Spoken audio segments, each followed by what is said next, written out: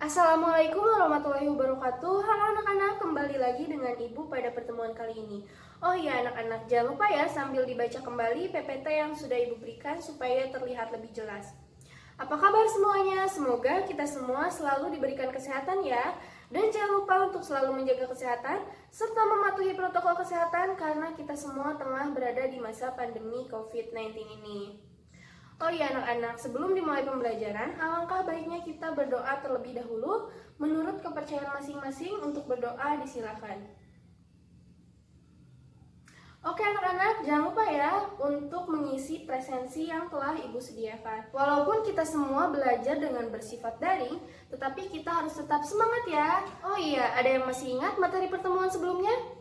Ya, betul sekali. Materi pada pertemuan sebelumnya kita telah membahas mengenai ciri, struktur, kemudian cara hidup bakteri. Nah, untuk melanjutkan pertemuan sebelumnya, maka pada pertemuan kali ini kita akan membahas mengenai cara reproduksi bakteri dan peranan bakteri dalam kehidupan. Untuk kompetensi dasarnya ada indikator 3.5 yaitu mengidentifikasi struktur, cara hidup, reproduksi, dan peran bakteri dalam kehidupan. Nah, sebelum dimulai pembelajaran, alangkah baiknya kita mengetahui tujuan pembelajaran yang harus dicapai pada pertemuan kali ini. Yang pertama, peserta didik mampu menjelaskan cara reproduksi bakteri secara aseksual, kemudian secara seksual, mampu menyebutkan peranan bakteri dalam kehidupan, mampu mengidentifikasi bakteri yang menyebabkan penyakit, kemudian mampu membuat laporan tertulis mengenai peranan bakteri dalam kehidupan sehari-hari. Untuk yang selanjutnya, apakah kalian mengetahui bagaimana cara reproduksi bakteri secara aseksual? Iya, betul sekali. Bakteri melakukan reproduksi secara aseksual dengan melakukan pembelahan biner, yaitu satu sel menjadi dua sel menjadi 4 sel menjadi 8 sel, dan seterusnya. Pada umumnya, bakteri itu mampu membelah sekitar 1-3 jam sekali. Sebagai contoh, ada Escherichia coli yang mampu membelah setiap 20 menit sekali. Untuk yang selanjutnya bisa diperhatikan gambar di samping ya. Ini itu merupakan proses atau tahap-tahap pembelahan biner.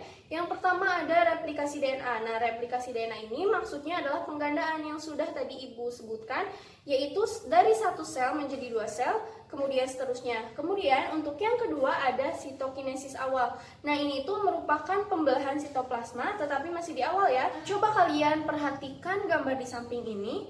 Kenapa ini melebar atau mengalami pemanjangan? Kenapa?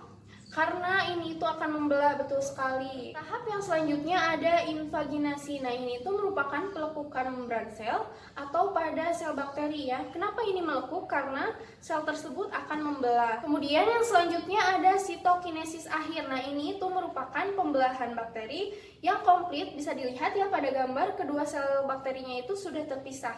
Oke anak-anak, untuk yang selanjutnya reproduksi bakteri secara seksual. Nah, bakteri ini melakukan reproduksi secara seksual dengan cara rekombinasi gen. Nah, rekombinasi gen ini adalah peristiwa bercampurnya sebagian materi gen atau DNA dari dua sel bakteri berbeda sehingga terbentuklah DNA rekombinan. Nah, dalam DNA rekombinan gen ini akan dihasilkan dua sel bakteri dengan materi genetik campuran dari kedua induknya. Nah, dari rekombinasi gen ini dapat terjadi melalui konjugasi, kemudian transduksi, kemudian transformasi. Oke anak-anak, yang pertama ada konjugasi. Nah, konjugasi ini merupakan pembelahan materi genetik dari satu sel bakteri ke sel bakteri yang lain secara langsung melalui jembatan konjugasi. Untuk tahapannya bisa dilihat ya pada gambar. Yang pertama ada donor bakteri atau pemberi DNA itu menghasilkan fili atau pilus yang berfungsi sebagai jembatan bagi kedua bakteri. Kemudian, fili atau pilus pada bakteri donor ini akan melekat pada tubuh bakteri resipien. Untuk yang selanjutnya, bakteri resipien ini menerima DNA dari bakteri donor. Nah, yang ditransfernya ini hanya DNA-nya saja ya, jadi hanya materi genetiknya saja. Kemudian, ketika sudah tergabung dan menerima DNA tadi, pilus itu akan menjadi jembatan perkawinan. Kemudian, si pilus ini itu terbuat dari protein fleksibel yang akan menghilang ketika proses konjugasi ini telah selesai. Nah, setelah itu DNA diterima oleh resipien. Nah, kemudian DNA tersebut akan menyatu sehingga terjadi rekombinasi DNA dan dihasilkanlah bakteri new donor atau bakteri yang baru. Kemudian yang kedua ada transduksi, bisa dilihat ya gambarnya. Nah, transduksi ini adalah rekombinasi gen antara dua sel bakteri dengan menggunakan virus PEG. Untuk tahapannya bisa dilihat ya gambarnya. Yang pertama, virus itu akan menginfeksi bakteri donor.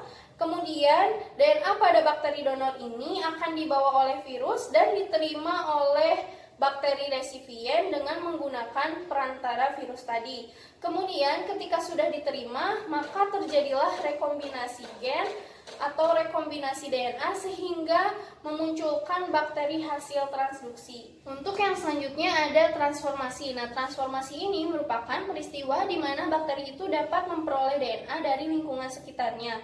Nah, contoh bakteri yang melakukan transformasi secara alamiah yaitu bakteri yang dapat menghasilkan enzim secara khusus. Contohnya adalah Rhizobium, terus Streptococcus, kemudian Neisseria, kemudian Pneumococcus, dan Bacillus. Untuk yang selanjutnya, tahapan-tahapannya bisa sambil dilihat ya gambarnya. Nah, tahapannya ini sel bakteri itu lisis atau pecah, kemudian sel bakterinya itu keluar. Nah, bisa disepertikan bahwa sel bakteri yang di dalam itu adalah X, yang di luar itu adalah Y. Selanjutnya, bakteri X itu akan masuk ke dalam atau ditranspor ke dalam sel bakteri Y. Kemudian, molekul pada sel bakteri Y ini akan masuk ke dalam dan bergabung dengan DNA inang. Nah, ini itu akan menyebabkan perubahan struktur pada DNA. Nah, biasanya perubahan struktur ini akan menyebabkan perubahan sifat pada bakteri. Untuk yang selanjutnya ada peran bakteri dalam kehidupan. Jadi perlu kita ketahui bahwasannya bakteri itu tidak hanya merugikan ya, ada juga bakteri yang menguntungkan. Anak-anak, berikut ini merupakan peranan bakteri dalam bidang pangan. Bisa sambil dilihat ya beberapa contoh gambarnya. Yang pertama ada Lactobacillus lactis, ini itu dapat mengendapkan kasein dari susu untuk proses pembuatan buttermilk. Yang kedua ada Lactobacillus burgallicus, ini itu berperan sebagai proses pembuatan yogurt. Kemudian yang selanjutnya ada Acetobacter pseudomonas, ini itu berperan untuk pembuatan nata de coco. Kemudian Lactobacillus sp berperan dalam proses pembuatan terasi. Kemudian yang selanjutnya ada Streptococcus thermophilus dan Propionibacterium shermani. Nah, ini itu merupakan bakteri yang dapat membantu proses pembuatan keju. Kemudian yang selanjutnya ada peran bakteri dalam bidang industri. Yang pertama ada Clostridium thermococcus yang berperan dalam pembuatan kertas, kemudian Thermus aquaticus yang berperan menghilangkan rambut kulit dalam industri kulit, kemudian Rhizobium radiocola dan Nitrococcus yang berperan mengikat nitrogen pada industri pertanian, kemudian Methanobacterium dan Methanobacillus yang berperan dalam pembuatan biogas. Oke anak-anak, yang selanjutnya ada peranan bakteri dalam bidang farmasi. Yang pertama ada Penicillium notanum, ini itu berfungsi sebagai antibiotik penisilin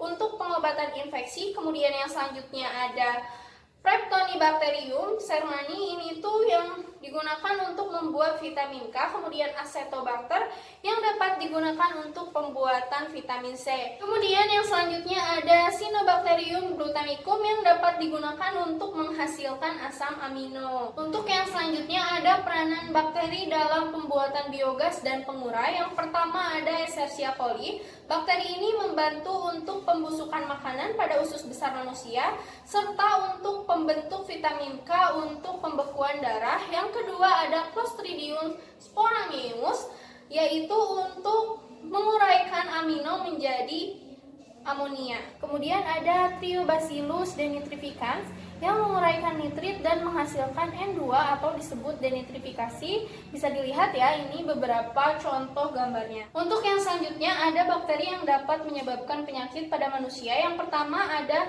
Mycobacterium tuberculosis yang dapat menyebabkan penyakit TBC. Kemudian yang kedua ada Salmonella typhosa yang dapat menyebabkan penyakit tifus. Kemudian ada Diplococcus pneumonia yang dapat menyebabkan penyakit radang paru-paru. Yang selanjutnya ada Vibrio cholera yang dapat menyebabkan penyakit kolera. Nah, bisa dilihat ya gambarnya anak-anak. Untuk yang selanjutnya ada bakteri yang dapat menyebabkan penyakit pada hewan. Bisa dilihat ya gambarnya. Yang pertama ada Bacillus anthracis yang dapat menyebabkan penyakit antraks pada ternak. Selanjutnya ada Campylobacter fetus ini itu dapat menyebabkan keguguran pada sapi dan kambing. Untuk yang selanjutnya bisa diperhatikan kembali gambarnya. Ini ada bakteri yang dapat menyebabkan penyakit pada tumbuhan. Yang pertama ada Pseudomonas cattleyae yang dapat menyerang tanaman anggrek. Untuk yang selanjutnya ada Bacterium papayae yang dapat menyerang tanaman pepaya. Untuk yang selanjutnya bisa dilihat kembali ya gambarnya. Ini itu merupakan bakteri penghasil racun. Yang pertama ada Clostridium botulinum yang dapat menghasilkan racun botulinum pada makanan kaleng yang sudah rusak. Kemudian Leuconostoc mesenteroides yang dapat menyebabkan makanan berlendir. Kemudian yang ketiga ada Bacillus sp yang dapat menyebabkan bau tengik pada roti. Oke anak-anak, terima kasih. Sekian yang dapat Ibu sampaikan. Semoga ilmunya bermanfaat. Dan jangan lupa untuk mengerjakan tugas yang sudah Ibu sediakan. Assalamualaikum warahmatullahi wabarakatuh.